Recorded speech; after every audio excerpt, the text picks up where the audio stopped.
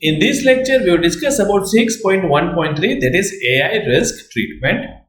Let us understand the requirements.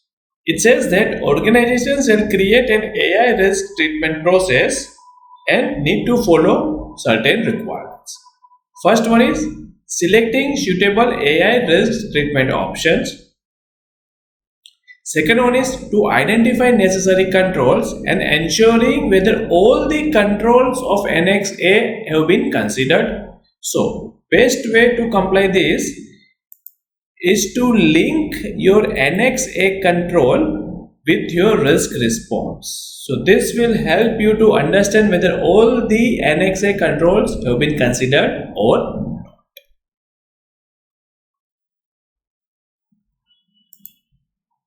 Third requirement is to review the relevant controls from Annex A for risk treatment. Fourth one is to check if additional controls are required beyond Annex A. Fifth one is to use Annex B guidelines for implementing the controls that you have selected from Annex A. So Annex B is basically giving the guidelines for implementing controls. Now, please note, these implementation guidelines are not mandatory. You may like to implement in some other way, that's okay. Sixth is creating a statement of applicability listing required controls and justifying the exclusion. Now let us see how a statement of applicability looks like. Okay, so you can also download this as template number 1. So you need to mention whether same has been applicable to you or not, and if not, why not, and if yes, why it is applicable. So justification is required for each case, even if it is applicable or if it is not applicable. And then you need to link this particular control to what is your process, in what process this control has been considered.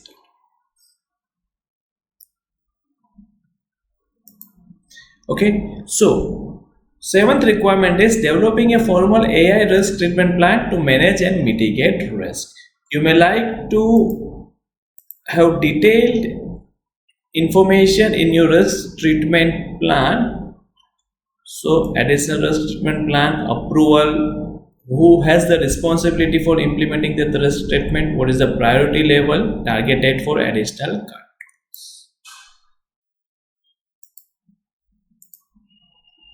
Okay, so now let us move to the second part. Organizations shall obtain approval and then necessary controls shall be aligned to the objectives, available as documented information, communicated within the organization and available to the interested parties. And this particular requirement should be documented. So that's all for 6.1.3, that is risk treatment.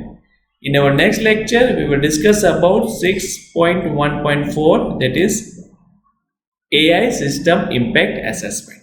Thanks for watching.